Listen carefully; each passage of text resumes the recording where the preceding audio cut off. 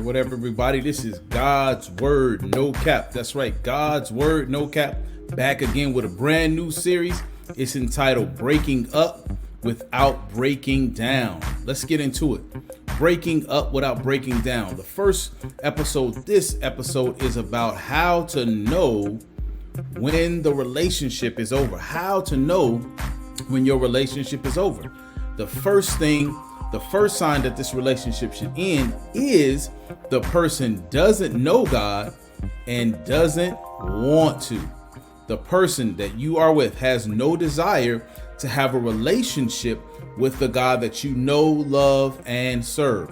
Why might this be a problem? Why might this be a problem? Well, because it says in 1 Corinthians 6:14, do not be unequally yoked with unbelievers.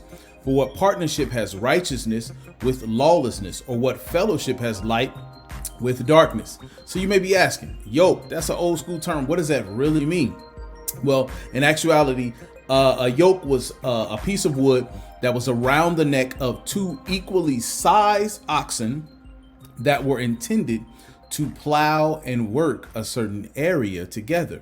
They were intended to go through the field or through this mill, and they were working together side by side because they were of equal strength and equal size. So if we are unequally yoked, we are now off balance. And the yoke that binds us is the love and law of God that shows us how we are to live in harmony with Him, but also how we are to live in harmony with each other. So if the person doesn't know God and doesn't want to know God, then you're going to be in an unbalanced, unequally yoked relationship. All right.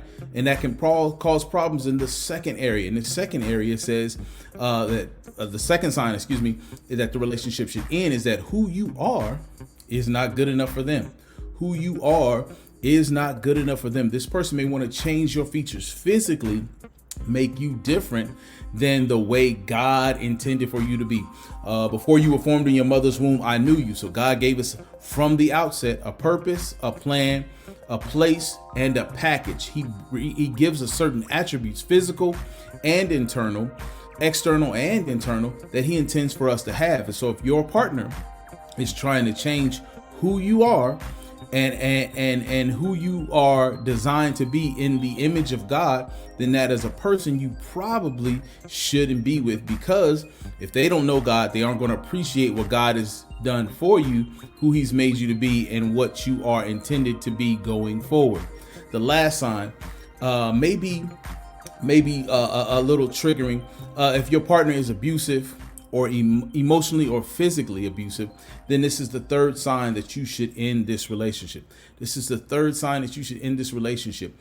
If a person cannot appreciate who you are, and a person is not in a relationship with God as well as you, then they may oftentimes take out their anger on you. This person may also have an inadequacy in dealing with their emotional troubles, the anxieties and pressures that we all feel. If they can't deal with those triggers and stresses and strains in a empathetic, sympathetic way as you as their partner, they may become abusive, emotionally abusive, bringing you down with the words that they use, tearing you down with the criticisms.